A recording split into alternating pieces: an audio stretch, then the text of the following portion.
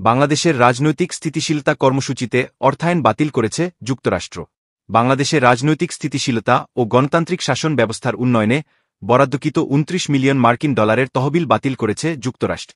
বাংলাদেশ সহ বিশ্বের বেশ কয়েকটি দেশের জন্য নির্ধারিত বড় ধরনের সহায়তা অর্থায়ন বাতিল করা হয়েছে। এর মধ্যে ভারতের ২১ মিলিয়ন মার্কিন ডলারের কর্মসূচিও বাতিল ঘোষণা করা হয়।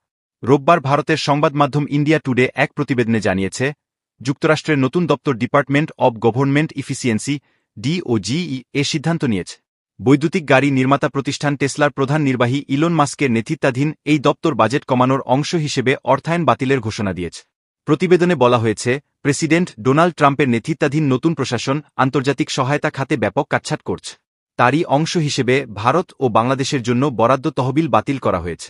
যুক্তরাষ্ট্রের এই সিদ্ধান্তের ফলে বাংলাদেশের রাজনৈতিক স্থিতিশীলতা বৃদ্ধি ও গণতান্ত্রিক শাসন ব্যবস্থার উন্নতির লক্ষ্যে বরাদ্দ করা ২৯ মিলিয়ন ডলারের কর্মসূচি বাতিল হয়েছে।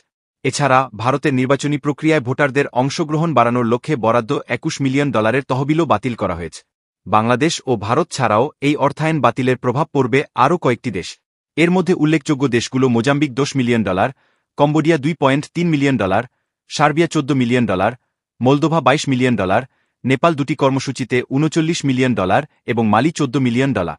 এছাড়া বিশ্বের আরও কয়েকটি দেশ ও অঞ্চলের জন্য নির্ধারিত সহায়তাও বাতিল করা হয়েছে। ইলন মাস্ক এই পদক্ষেপকে সমর্থন জানিয়ে বলেছেন, বাজেট কাটছাঁট না করলে আমেরিকা দেউলিয়া হয়ে যাবে। তিনি মনে করেন এটি প্রশাসনের পরিকল্পিত বাজেট সংস্কারের সঙ্গে সামঞ্জস্যপূর্ণ।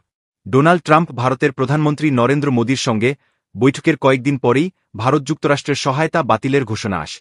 যদিও সেই বৈঠকের পর দুই নেতা যুক্তরাষ্ট্র ভারত সম্পর্ক জোরদারের প্রতিশ্রুতি ব্যক্ত করেছিলেন, তবে ওই আলোচনায় এই সহায়তা বাতিলের বিষয়ে কোনো উল্লেখ ছিল না। বাংলাদেশের ক্ষেত্রে ২০২৪ সালের আগস্টে ছাত্র জনতার গণঅভ্যুত্থানের মাধ্যমে শেখ হাসিনার সরকার ক্ষমতাচ্যুত হওয়ার পর থেকেই যুক্তরাষ্ট্রের ভূমিকায় পরিবর্তন এসেছে। বর্তমানে ড. মোহাম্মদ ইউনূসের নেতৃত্বাধীন অন্তর্বর্তীকালীন সরকার রাজনৈতিক স্থিতিশীলতা নিশ্চিত করতে কাজ করছে। যুক্তরাষ্ট্রের নতুন এই সিদ্ধান্ত বাংলাদেশ, ভারতসহ সংশ্লিষ্ট দেশগুলোর রাজনৈতিক ও সামাজিক পরিস্থিতিতে উল্লেখযোগ্য প্রভাব ফেলতে পারে বলে ধারণা করা হচ্ছে।